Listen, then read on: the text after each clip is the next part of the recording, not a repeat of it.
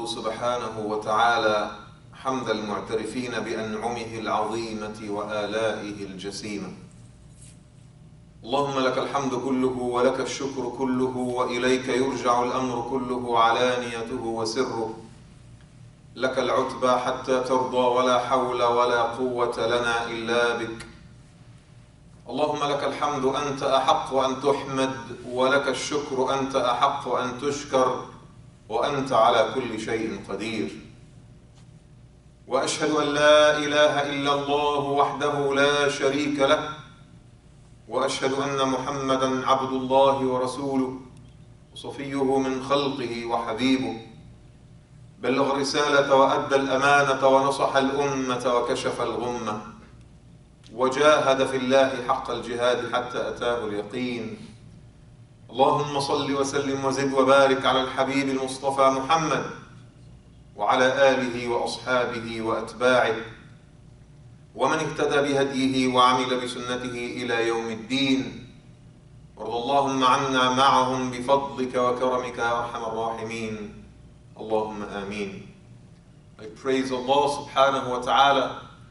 Endless He is in His glory, the creator of heavens and earth, the source of guidance, the bestower of light. I thank Allah for the blessings that He has granted me and my family and my loved ones. I thank Allah subhanahu wa ta'ala for health and wealth. I thank Allah subhanahu wa ta'ala for family and child. I thank Allah for friend and community. And above all, I thank Allah subhanahu wa ta'ala for bringing me to the fold of Islam. Alhamdulillah, alhamdulillah, alhamdulillah. Alhamdulillah for the blessings that we know, and alhamdulillah for blessings that we enjoy without knowing. I ask Allah subhanahu wa ta'ala to make us worthy of those blessings. Allahumma ameen. I bear witness that there is no deity worthy of worship save Allah. And I bear witness that Muhammad is Allah's final prophet and messenger, the bearer of glad tidings, the carrier of the torch of light, the role model to be followed. Sallallahu ala Muhammadin wa ala ali Muhammad. I ask Allah to extend His blessings to the Prophet sallallahu alaihi wasallam, to his family and descendants, to his companions and followers, and all the righteous men and women that walk in their footsteps. And I ask Allah to make us among them. Allahumma ameen. My dear brothers and sisters, I greet you with the greeting of Islam. Assalamu alaikum wa rahmatullahi wa barakatuh. Today, inshallah, marks the very last day of the Hijri year, the outgoing year 1440, which also means that tomorrow is the first of Muharram of the year 1441, which means that it has been 1,441 years since the Prophet ﷺ migrated from Mecca to Medina, when he embarked with the believers upon this remarkable journey that changed the world and altered the course of history as we know it. And as the new year starts, my heart is filled with prayer and hope. I pray to Allah subhanahu wa ta'ala that this upcoming year will bear better news for our community and the ummah. I ask Allah subhanahu wa ta'ala that we experience less pain and less suffering in our families, in our community, and in the world in this upcoming year. I ask Allah subhanahu wa ta'ala for relief. Relief for our brothers and sisters in Kashmir, in Palestine, in Yemen, in Syria. Relief for suffering right here at home. I ask Allah subhanahu wa ta'ala to bring ease of the pain, to bring allaying of the fears. Allahumma ameen. As you start the new year, brothers and sisters, you have to be hopeful. And you have to hope for the best. And you have to always be convinced that Allah subhanahu wa ta'ala wants nothing for us except that which is best. And sometimes we are subjected to very difficult trials, but we have to stay the course, and we have to stay strong, and we have to keep saying to ourselves, even if I don't understand the wisdom behind all those trials and tribulations, that wisdom does exist. And Allah subhanahu wa ta'ala may not reveal it every single time. I need to point something out that is really important. The fact that we remember the new Hijri year tomorrow does not mean that Hijra actually happened on the 1st of Muharram. When Umar ibn Khattab and the believers came together in order to decide on year one for the Hijri calendar. They just wanted to pick one of the most consequential events in Islamic history and to basically say that the year in which that event took place is going to be year one. That is how it started. It doesn't necessarily mean that Hijra happened in Muharram. Hijra happened in year one, but it did not happen in the month of Muharram. Rather, it actually happened in the month of Rabi' al-Awwal. This is something that you need to know and understand. We do, however, remember Hijra today, no matter what, because it's the new Hijri year. We can't help but remember that about 1,440 years ago, the Prophet ﷺ, in a cohort of those believers, they left everything behind. They left their homes, they left their childhood memories, they left their extended families, they left their property, their possessions, their livestock, and they traveled hundreds of miles away to seek refuge in a new city that was very strange to them, seeking new hope, a new place to plant the seed of Islam. The hearts were heavy. No one wants to leave their homes. Ask any immigrant here. Yes, many of us came to America because we wanted to seek that new opportunity for us and for our families. But I guarantee you, brothers and sisters, the very core level, you ask any immigrant, had the conditions been perfectly okay back home, would you have left? The answer would be no. People were compelled to leave. The Prophet ﷺ and the believers were compelled to leave. It's not what they wanted. He tried for 13 years in the city of Mecca, and when everything failed, he had to seek grounds somewhere else. Sallallahu ala Muhammadin wa ala alihi wa sahbihi wa sallam. So today we remember that those believers left everything behind and they traveled to the city of Medina in order to seek a new place and a new beginning. May Allah subhanahu wa ta'ala reward them. And that event, brothers and sisters, changed history completely. It is in that society of Medina that the Muslim community was established, and from there it became a springboard that changed the entire world. From that focal point, Islam spread into Persia, into North Africa, into the Fertile Crescent, into Bilad al-Sham, into Turkey, into Anatolia, into West Africa, all the way into the borders of China, all because of that event that took place when the Muslims took a chance and traveled all the way to the city of Medina. That conversation is really important today, brothers and sisters. As we examine a world that has become so hostile to immigration in general, a world that is torn apart by right-wing fascist groups that want to divide us into races and colors and ethnicities and geographical origins and languages and religions, keep us all separate from each other, rather than celebrating the beautiful diversity of humanity, diversity that makes us stronger, diversity that makes us learn about each other and grow intellectually and spiritually. We live in very, very difficult times, brothers and sisters, but the event of Hijra teaches us a tremendous lesson, not just about the idea of immigration, but the idea about being the host for migrants. The idea of immigration for immigrants has a lot of lessons and a lot of values and a lot of benefits that no one can deny. We can talk about that for the longest time. But for the host, those who open their hearts and their minds and their homes and their lands to complete strangers, what does it bear for them? What fruit does it bear for them? You see, Allah subhanahu wa ta'ala tells us in the Quran, إن الذين توفاهم الملائكة ظالمي أنفسهم قالوا فيما كنتم قالوا كنا مستضعفين في الأرض قالوا ألم تكن أرض الله واسعة فتهاجروا فيها. There are some people that will grow old and die in a state of sin, the Quran says. They will die having committed tremendous atrocities, tremendous sins. And the angels who are taking their souls will ask them, what has become of you? Why have you allowed yourself to descend so low? And now that we have to take your souls in that horrible state. So they will say to them, we are actually believers, but we were persecuted in the land. We had to accept bribery. We had to support and aid and abet tyrants. We had to hide our identity because we were scared they were persecuting us.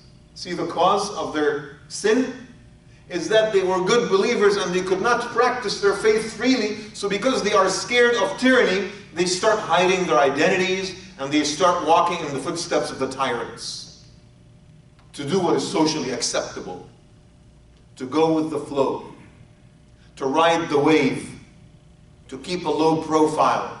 Sounds like a familiar story to you? When the angels come to take their souls, they will question them. You are good people. Why have you allowed yourselves to come so low in your relationship with God? You know the excuse that they'll use? They will say, we were persecuted in the land. What could we do? We had to hide.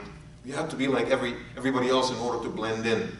And the angels will unequivocally respond to them and they will say, wasn't the land of God vast enough for you to migrate?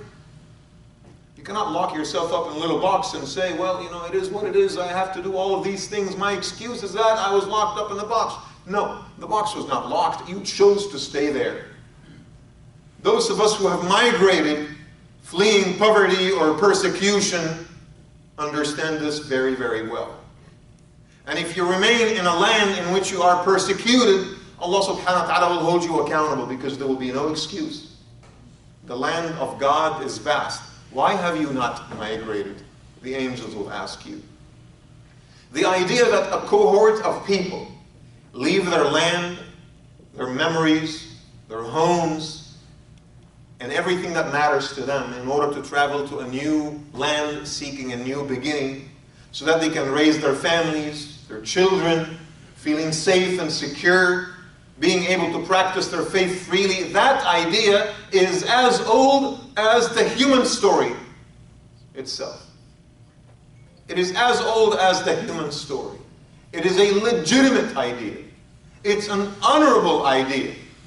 But again, bigots and fascists in the world today, they want us to believe that this is bad for us and this is wrong, that people need to stay separated, that somehow my land is better than your land, and my country is better than your country, and my race is superior to your race. They want us to believe that. And the story of Hijra breaks this down for us and teaches you the world is only a better place when people migrate and travel and take their cultures and their ideas and their experiences and share that with other people.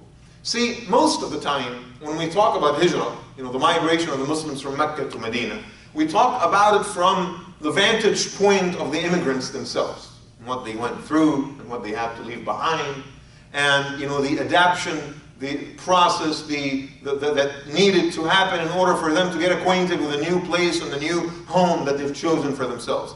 Today, I want to talk about from a different perspective.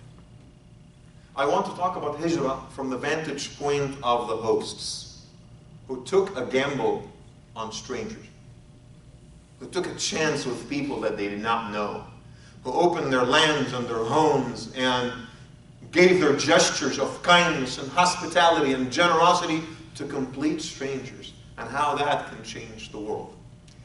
And I don't plan to talk about the Ansar today. You'd be mistaken if you thought that I will talk about the Ansar of Medina. No, we've addressed that so many times before. I would like to talk about a woman that has taken a tremendous gamble, that has taken a huge chance, that violated the rules of safety and security in order to support complete strangers that were about to perish in the desert. She offered her home and her food and her hospitality to people she did not know, and it is through that event that the world as we know it, brothers and sisters, has completely and drastically changed. Her name is Atika bint Khalid al-Khuza'iyya, known in the books of history as Ma'bad radiyallahu anha wa ardaha. A very simple, unassuming, extremely destitute woman that lives with her husband, Aktham al-Khuza'i. She lives with her husband in the desert. Does not have any children. All they have is just a few goats and sheep that they used to herd every day. And occasionally they would sell milk, maybe meat, to travelers across the desert. Here's a story. The Prophet ﷺ and Abu Bakr as-Siddiq, as you all know, left the city of Mecca on their way to Medina. But in order to evade the pursuing party of bounty hunters, he decided to take a completely different path, an unusual path to Medina, which meant that there would be a longer distance and more time spent, and that subjected the journey to a jeopardy that they did not expect. And that is, they ran out of food and water and provisions. A lot of people don't know that part of the story. It wasn't just the Prophet ﷺ and Abu Bakr, by the way. It was a company of 4 men. Muhammad alayhi salatu wasalam, his close friend Abu Bakr as-Siddiq, Amr ibn Fuhayra, who was the servant of Abu Bakr, and a 4th man, Abdullah ibn Urayqit, who was actually a non-Muslim, but he was a professional guide who knew everything about the desert, and the Prophet ﷺ hired him in order to show him the way. Imagine the awkwardness. 3 Muslims, Muhammad, Abu Bakr, and Amr, and a 4th guy who's not Muslim, and people of this guy's tribe, Quraysh, are actually pursuing them in order to kill them. It's a very awkward relationship. I can imagine, it was 3 or 4 days before they arrive in Medina. I can imagine when it's prayer time, for example, and they have to pray. And the Prophet ﷺ, Abu Bakr and Amr ibn Fuhayra would pray together, and Abdullah ibn Urayqit would really just sit in the corner, watch them, and just, do his thing. He's not Muslim, so he does not partake in Muslim prayer. Yet, they both tolerated each other, and they treated each other with respect, very professionally. The Prophet ﷺ did not even force him to convert to Islam, or anything like that. He treated it very professionally. But the 4 men eventually ran out of food and water, and the scholars of history actually say that they were about to perish. And suddenly, when they got so weak walking across the desert, they came across 2 tents that were worn and old, next to a little dune of sand. Allahu Akbar! They felt so relieved. Alhamdulillah, Allah subhanahu wa ta'ala did not abandon us. Our lives are saved. So Abu Bakr goes first, see the adab of Muhammad sallallahu alayhi wa sallam.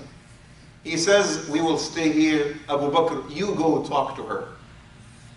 Because if 4 strangers enter into the tent of an old woman at once, maybe she's going to freak out a little bit. Maybe she will panic and feel threatened by us. So we will wait here, and you go talk to her.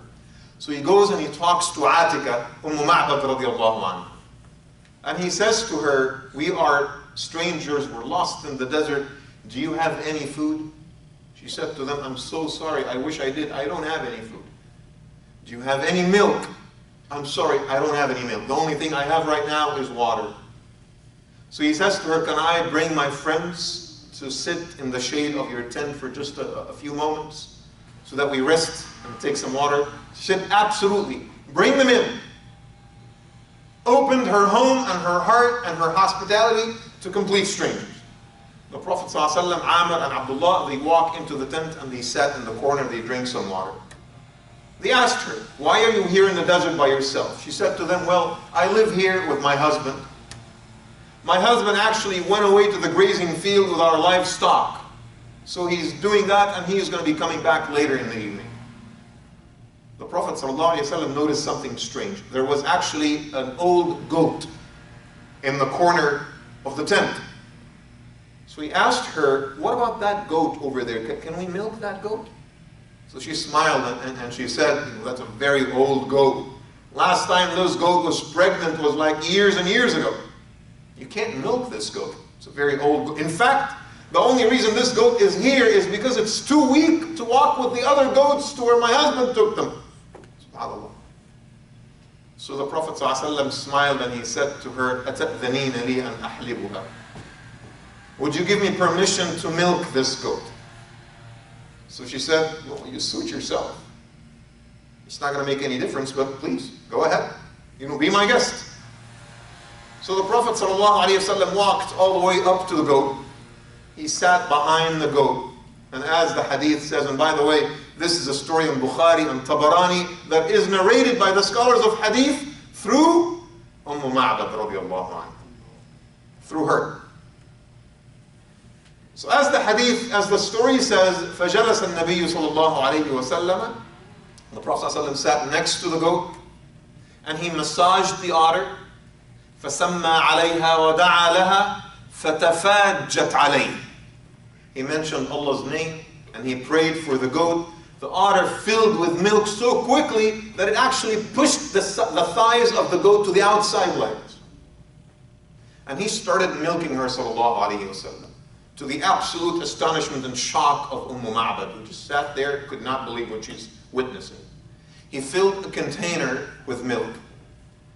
And guess who he offered the milk to first? He offered it, obviously, to the woman of the tent. Because he has manners, alayhi salatu wasalam. Because he has adab, sallallahu alayhi wasallam. He offered her the milk first, she drank, and then gave the milk to Abdullah ibn Urayqat, the non-Muslim member of their company, and he drank milk until he filled his stomach. And then he gave it to Amr ibn Fuhayra, the servant, and then he gave it to Abu Bakr as-Siddiq, and whatever was left, he drank it, sallallahu alayhi wasallam. And then he took the container back to the goat, and he milked the goat again until he filled the container. And he gave it to everyone, another round, everyone went for seconds. And they completely filled their stomachs with milk, and then he took it and he filled it a third time, and he gave it to Ma'bad radiallahu anha, and he says, this is for you and your husband. Brothers and sisters, she says that they got so full from the milk that their heads got heavier and they actually fell asleep. From thinking that they were going to die and perish in the desert, to filling their stomachs with food, and to being so comfortable that you actually take a nap. Sallallahu ala Muhammad. And then when they woke up, the Prophet sallallahu alayhi wasallam thanked her. And he asked her permission for them to leave. So they left. A few hours later, Ma'bad says, my husband, Aktham, Abu Ma'bad, he came home. First thing he noticed was a container of milk. And he says, what is that? She said, that's milk. Where did it come from? I had all the goats. She said, it came from that goat over there. He said, that's impossible. This is an old goat. What happened? So she told him a story. 4 men came here. One of them has light coming out of his face. And he's the one that milked the goat for us. So he said to him, describe this man to me. And by the way, neither of them had seen the Prophet ﷺ before, brothers and sisters. Describe that man. So she started describing Rasulullah ﷺ in what came later on to become one of the most beautiful and comprehensive descriptions of the Messenger ﷺ in all the books of Shama'il. The story of Ma'bad and how she described Rasulullah ﷺ became the most beautiful description of the Prophet's physical features ﷺ. And that's when her husband said to her, Wallahi law sadaqti, la inna hadha labaniyu bani Hashim.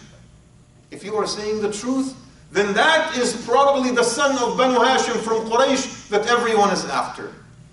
وَوَاللَّهِ لَقَدْ هَمَمْتُ أَنْ أَصْحَبَهُ. I swear, I actually thought about following him. وَلَأَفْعَلَنَّ إِنْ وَجَدْتَ لِذَلِكَ سَبِيلًا. And Allah is my witness. I will do that the minute I find an opportunity. Sallallahu ala Muhammadin wa ala alihi wa sahbihi wa sallam. And then Abu Ma'bad travels all the way to Mecca, so mesmerized by the event. And he starts reciting poetry, implicitly praising the Prophet ﷺ and showing his love without mentioning his name, because it's really hot times and everyone is after him. Jazallahu Rabbun Nasi khayra jazaihi. So he says, may Allah, the Lord of all the people, give his best reward. Jazallahu Rabbun Nasi khayra jazaihi. Rafiqayni qala khaymatay Ma'badi. Those 2 friends that came as guests to the tent of Ma'bad. Huma jaa bil huda fahtadat bih. They brought guidance that actually filled the heart of Ma'bad with guidance. فَقَدْ فَازَ مَنْ أَمْسَى رَفِيقَ مُحَمَّدِ. He or she who will become companions of Muhammad are the most victorious. فَقَدْ فَازَ مَنْ أَمْسَى رَفِيقَ مُحَمَّدٍ فَقَدْ فَازَ مَنْ أَمْسَى رَفِيقَ مُحَمَّدٍ. I ask Allah subhanahu wa ta'ala to make us among the companions of Muhammad in this life and the next. I ask Allah subhanahu wa ta'ala to admit us to Jannah in the company of the Messenger sallallahu alayhi wa sallam. Brothers and sisters, raise your hands and speak to Allah from the heart. أدعو الله وأنتم موقنون بالإجابة. إن الحمد لله نحمده ونستعين به ونستهديه ونستغفره ونعوذ بالله من شرور أنفسنا وسيئات أعمالنا من يهده الله فهو المهتد ومن يضلل فلن تجد له وليا مرشدا وأصلي وأسلم على المبعوث رحمة للعالمين وقائد الغر الميامين محمد الصادق الوعد الأمين. اللهم صل وسلم وبارك عليه وعلى آله وأصحابه والتابعين ومن تبعهم بإحسان إلى يوم الدين. وارض اللهم عنا معهم بفضلك وكرمك يا أرحم الراحمين. اللهم آمين. My dear brothers and sisters, as I said earlier, tomorrow inshallah marks the very beginning of year 1441 after Hijra, which means that today is the very last day of this outgoing year. And I ask Allah subhanahu wa ta'ala again that this year will bear better news for us in the Ummah. Allahumma ameen. I ask Allah subhanahu wa ta'ala that this upcoming year will bring relief for the Ummah and our brothers and sisters that suffer any form of pain anywhere and everywhere. Ameen ya Rabbil Alameen. And I said that today we cannot help but think about Hijra, the migration of the Muslims from Mecca to Medina 1,440 years ago. And I said that we always look at migration through the eyes of immigrants themselves, but today I want to talk about migration through the vantage point of a host. Someone that opened their heart, their home, their land to complete strangers. And Ma'bad was such a person. She took a gamble, she took a chance. She opened her place, her tent, to complete strangers, and that ended up saving the life of the Prophet ﷺ and his company. Imagine how the world would have looked like. Imagine the story of Islam and what it would have looked like had she gotten scared, had she said no to Abu Bakr as-Siddiq, had she refused to offer her hospitality and generosity to that company of four. Imagine what would have happened to the world, brothers and sisters. And I realize that that is the story of Hijra, really. That's the moral of the story of Hijra. Think about it. What is it that the people of Medina did? What is it that the Ansar did? They opened their city, they opened their homes, they opened their land, they opened their economy, they opened their place and their hearts, their hospitality to complete strangers that came from the city of Mecca. They may have known Muhammad sallallahu alaihi wasallam as a prophet and as a religious figure. They did not know him personally, by the way. Most of them accepted Islam without seeing him. But they certainly did not know the rest of the Muslims. They did not know the rest of the Muslim community. They did not know the rest of the Muhajirin. But they took them in and they opened their hearts and they opened their homes to them. And it is through that gesture of kindness with complete strangers that one of the most sweeping and effective movements of social change was engendered. And as I said earlier, it is so necessary for us to have that conversation today. Very important. As we as a nation, instead of welcoming immigrants into our country, and many of us are immigrants, and the rest of us are sons and daughters of immigrants, rather we set up concentration camps at the borders in order to take in migrants and put them in the absolute most inhumane conditions possible. And see, I understand that there are laws that govern movement across the borders. And I understand that those laws represent the collective will of the people that live in our country. And I understand that laws are made to be enforced and to be respected by the citizens. But I also do understand that it takes absolutely horrifying factors to compel people to take massive risks with their families and their children and walk thousands of miles across deserts and forests and absolutely hostile environments in order to come to the borders of our country for safety. I understand that too. And I also understand that law is intended to preserve order and to provide people with safety. So in the course of enforcing the law, we cannot compromise both, brothers and sisters. In the course of enforcing laws, we cannot compromise the very essence and spirit of those laws. We need to bring that into that public conversation about immigration, inspired by the story of the Prophet ﷺ and by Ma'bad and the Ansar radiallahu anhum jami'an wa ardahum. Last but not least, I want to share with you a beautiful ayah from the Quran. Allah subhanahu wa ta'ala says, Ya ayyuhan nabiyyu, inna arsalnaka shahidan wa mubashiran wa nadhira wa da'iyan ila Allah bi'idhnihi wa sirajan munira. The Prophet ﷺ talks to the Prophet and he highlights the 6 components of his mission. O Muhammad, we have sent you to this world to become what? Shahidan, a witness. Wa mubashiran, a bringer of good news. Nadhira, a warner. Wa da'iyan ila Allah bi'idhnihi, and someone that calls people to the path of Allah with His leave, with His permission. Wa sirajan munira. What is that? A light-giving beacon. Muhammad sallallahu alayhi wa sallam was not sent to the world to judge people, to humiliate people, to put people down. Rather, he was sent to the world to become a light-giving beacon. And I say to you, try to be like the Prophet sallallahu alayhi wa sallam. Everywhere you go, whoever you encounter, whoever you talk to, try to be a light-giving beacon. Ask yourself, when you have an argument with someone, even if it's about Islam, even if they are sinners and you're trying to tell them the right thing, when you talk to them so violently and so judgmentally and you put them down, are you putting light in their hearts? Are you being a light-giving beacon, or are you pushing people away from the path? When you are talking to non-Muslims, when you are mentioning Islamophobes, when you are engaged with people on social media, are you being a light-giving beacon or not?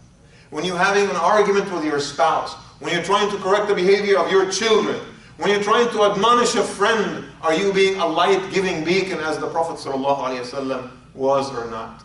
I always say to people, any religious argument in the world, if it leaves people less connected with Allah subhanahu wa ta'ala, then it was done wrong, and I don't care if you are on the right side. But if the end of the conversation is that you lost that person, then it was done wrong, no matter what. Then you are not a giver of light, as the Prophet ﷺ was. 4 days he is with Abdullah ibn Urayqit. He didn't even talk to him about Islam, because he believed that his actions will speak much louder. I noticed something really interesting, by the way. Remember the story when the Prophet ﷺ was in his house and he asked Ali ibn Abi Talib to sleep in his own bed? And there were 11 assassins outside the house that waited in order to assassinate the Prophet ﷺ. Remember that story? And it's mentioned at the beginning of Surah Yasin, when Allah blinded them and the Prophet ﷺ was able to sneak between them. I examined the 11 names of those 11 men, and I realized that every single one of them died in a state of kufr. None of them became Muslim later. None of them. Why? Because you make an attempt on the Prophet's life, that's it, you're cursed forever.